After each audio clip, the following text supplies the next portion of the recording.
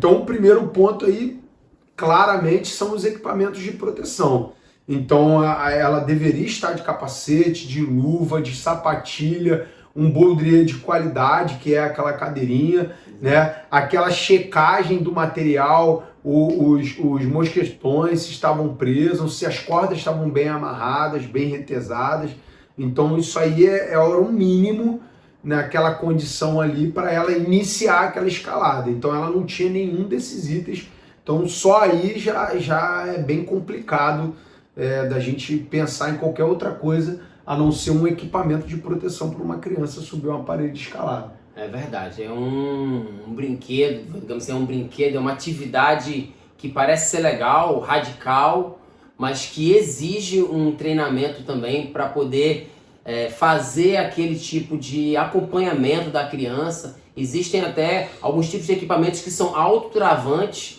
O monitor nem precisa fazer a trava, o freio, ele trava automaticamente. Então é importante analisar algumas coisas para você ter certeza que o seu filho está brincando com segurança. O segundo ponto que a gente já falou aqui, mas quer abordar um pouco mais, é sobre o crash pad, esse colchão que é fundamental para alguns tipos de parede de escalada, principalmente as paredes que não precisam da corda.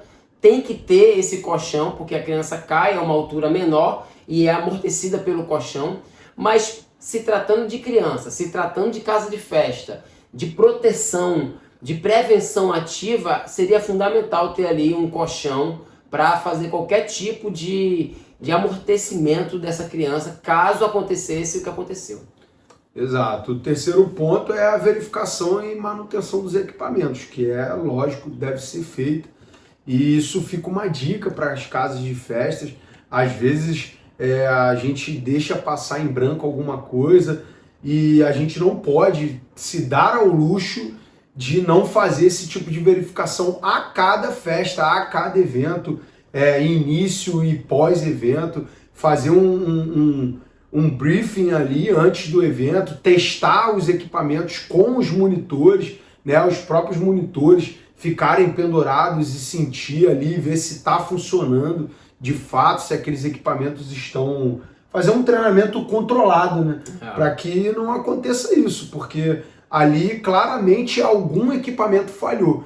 Tanto que ela fica presa no primeiro momento que ela se solta, ela fica pendurada, mas no segundo, justamente quando ela está lá em cima, alguma coisa acontece que aquela corda se solta. Então, que deixa a gente entender que provavelmente algum equipamento falhou naquele momento ali. O que também vem da questão da falha humana, né? Aquele pensamento, vamos botar uma tirolesa, vamos botar uma parede escalada, não, vamos botar um tablado em cima. As crianças gostam. Com arvorismo. Então, assim, as ideias são boas, mas na execução, muitas vezes, tá lá montado e com festa atrás de festa, você já relaxa para algumas coisas. E aí um piso que tava ali soltou, e aí uma coisa que já tava, que era boa, já puiu um pouco a corda. Então é importante ter esse cuidado com esses tipos de brinquedo. Uma prevenção ativa, eu acho importante em casos de festa a gente analisar muito essa questão da altura, né? Um brinquedo muito alto, uma coisa que seu filho vai estar lá em cima e que às vezes você não tem acesso porque o seu peso não dá para suportar naquela escadaria que ele vai lá para cima, num brinquedo alto. É importante a gente ter essa visão da limitação da altura para alguns tipos de brinquedo. Até em casos de festa, né? Pensar um pouco sobre isso, que é um local que precisa ser divertido, que tem que ter segurança. Então, esse ponto é sensível, né? Sempre ter essa regulação. Por mais que, às vezes, a casa de festa é múltipla, né? Faz aniversários para as pessoas mais velhas, para crianças. Então, por exemplo, em alguns eventos, isolar a parede de escalada, não utilizar, já que era uma parede alta, ou se tivesse uma questão de limitação. E outro ponto importante, que esse aí é que a gente bate bastante na tecla, que é o conhecimento dos primeiros atendimentos ali, saber o que fazer com aquela criança após aquela queda, como abordar aquela criança. É um trauma muito grande, porque ela caiu de uma altura muito grande, então ela deveria ter sido...